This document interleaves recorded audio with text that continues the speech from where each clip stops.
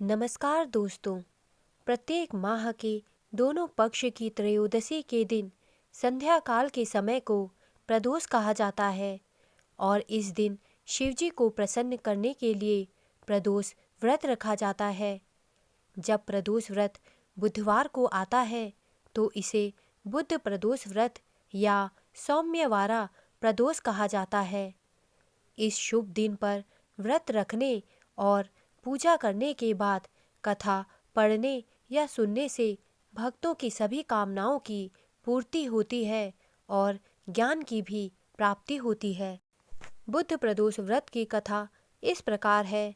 बहुत पुरानी बात है, एक पुरुष का नया नया विवाह हुआ था। वह गौने के बाद अपनी पत्नी को लेने ससुराल पहुंचा और उसने सास से कहा कि वह बुधवार के दिन ही अपनी पत्नी को लेकर जाएगा, परंतु वहां पर पुरुष के ससुराल पक्ष ने उसे समझाया कि बुधवार के दिन विदाई करना शुभ नहीं माना जाता है। इसके बावजूद वह पुरुष नहीं माना और जिद कर अपनी पत्नी को विदा कर लाने लगा।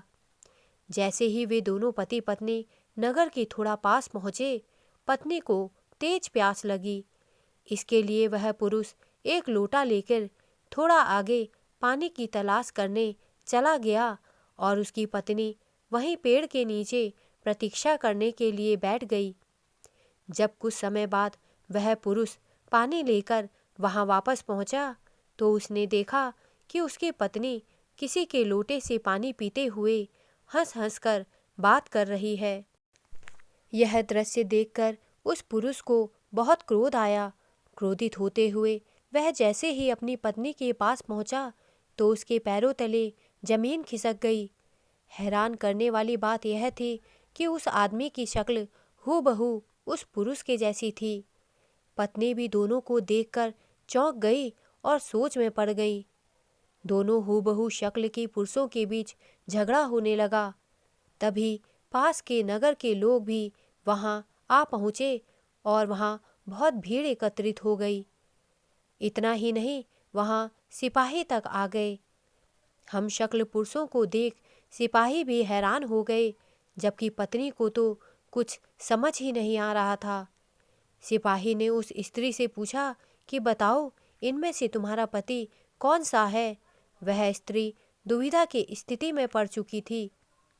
अपनी परेशानी के हल के लिए पुरुष ने भगवान शिव से प्रार्थना की कि हे भगवान, मुझे और मेरी पत्नी को इस मुसीबत से बचा लो। मैंने अपनी पत्नी को बुधवार के दिन विदा कराकर जो अपराध किया है उसके लिए मुझे क्षमा कर दो। भविष्य में मैं ऐसी गलती कभी नहीं करूँगा। भोलेनाथ ने पुरुष की गलती को क्षमा किया और उसके बाद वह दूसरा पुरुष खुद ब खुद अंतर्ध्यान हो गया।